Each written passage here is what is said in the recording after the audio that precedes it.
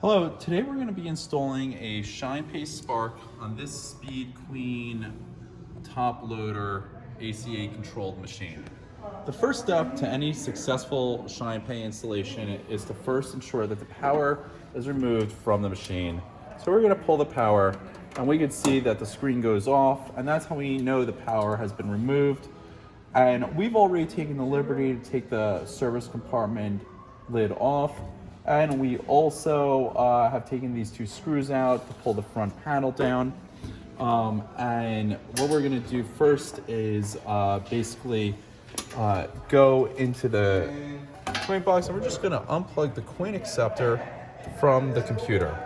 And then we're gonna grab our Spark, and we're gonna first plug the ShinePay Spark into the computer, like that. Hear it click.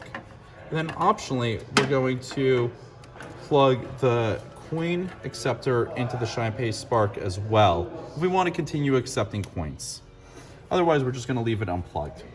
Then we're going to drop the Spark in, going to take the power connector and just pop it around here, slide it through, and you're going to see a 2-pin connector.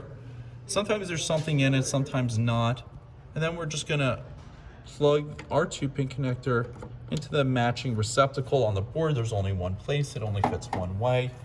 And then we're just gonna button everything up. We already have our Pay with Your Phone sticker, and we also have a QR code sticker that goes on the machine as well.